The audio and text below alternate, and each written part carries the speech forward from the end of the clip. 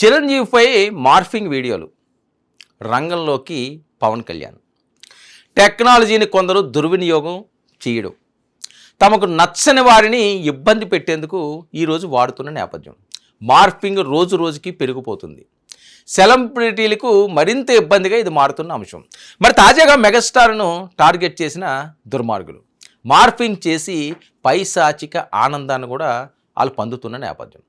మరి చిరంజీవిపై పిచ్చి కూతలు కోస్తే జైలుకే అంటూ మెగా ఫ్యాన్స్ హెచ్చరికలు చేస్తున్నారండి. యూట్యూబ్ ఛానల్పై కేసులు కూడా నమోదయ్యాయి. వ్యూస్ కోసం చిరంజీవి వీడియోలు మార్ఫింగ్లు చేయడం, అలాగే మెగాస్టార్ చిరంజీవిపై అసత్య ప్రసారాలు చేయడం, లాయర్ రామకృష్ణ ఫిర్యాదుతో రంగంలోకి పోలీసులు దిగడం, సదరు యూట్యూబ్ ఛానల్ నిర్వాహకులపై కేసులు కూడా నమోదు చేయడం జరిగింది. అంతేకాకుండా అసత్య ప్రచారం వల్ల చిరంజీవి ప్రతిష్ట దెబ్బతింటుందని ఫిర్యాదు కూడా చేశారు.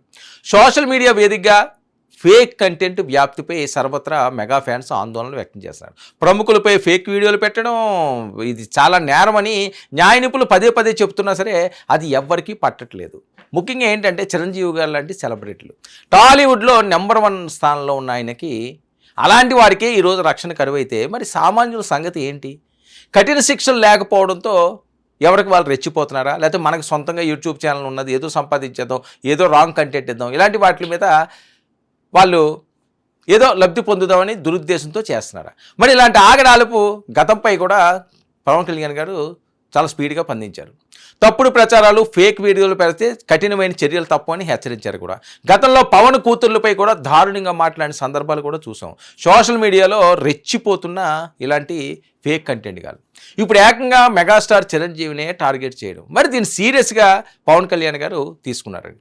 తప్పు చేసిన వారికి కఠిన శిక్ష పడేలా పవన్ కళ్యాణ్ చర్యలు తీసుకోవాలి. ఇప్పుడు దాకా ఒక లెక్క అండి, ఇప్పటి నుంచి ఒక లెక్క. గతంలో పవన్ కళ్యాణ్ గారిని ఏమన్నారు, పవన్ కళ్యాణ్ కుటుంబాన్ని ఏమన్నారు, చిరంజీవి గారి కుటుంబాన్ని, ఆ రోజులు పోయినాయి.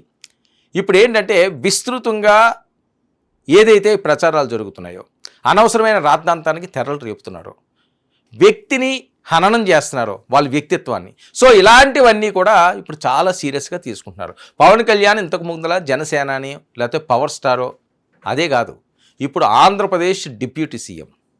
ఎవరైనా తేడా చేస్తే, ఇష్టం వచ్చినట్లుగా ప్రవర్తిస్తే తోలు తీస్తానని చెప్తున్నాడు ఆయన డైరెక్ట్గా. అనవసరమైన వాటికి వెళ్లకుండా దేశంలో, రాష్ట్రంలో చాలా ఐటమ్స్ ఉంటాయి మనం యూట్యూబ్ నుంచి డబ్బులు సంపాదించుకోవడానికి. ఏదో ఒక ఫేక్ వార్తలు పెట్టి, ఫేక్ వీడియోలు పెట్టి ఎవరినో ఏదో అనేస్తే ఆ ఫేమ్ ఉన్న వాళ్ళని అది ఏంటా అని చెప్పి జనాలు ఎగబడి చూస్తే అందులో నుంచి వచ్చే సొమ్ము దాన్ని ఏమనాలి? తప్పుడు వీడియోలతోటి. సో మీరు ఏం చేయాలనుకున్న కంటెంట్ తప్పులేదు. ఇప్పుడు టెక్నాలజీ పెరగాల్సిన అవసరం ఉంది. టెక్నాలజీ పెరిగింది కదా అని దాన్ని పక్కదారి పెట్టి ఇష్టం వచ్చినట్లుగా చేస్తామంటే మాత్రం అస్సలు క్షమించే పరిస్థితే లేదని చెప్పి మెగా ఫ్యామిలీ ఒక పక్క డేంజర్ వార్నింగ్లు ఇస్తానే ఉన్నది. మరోపక్క mega fans, Pavan fans, Janasena ఇవి అసలు ఊరే ఊరుకోవు. వాళ్ళ జోలికి వచ్చిందంటే ఎవరినైనా సరే ఏకు పడేస్తాయి. వాళ్ళు ముందు వరుసలో కూర్చుంటారు, రెడీగా ఉంటారు.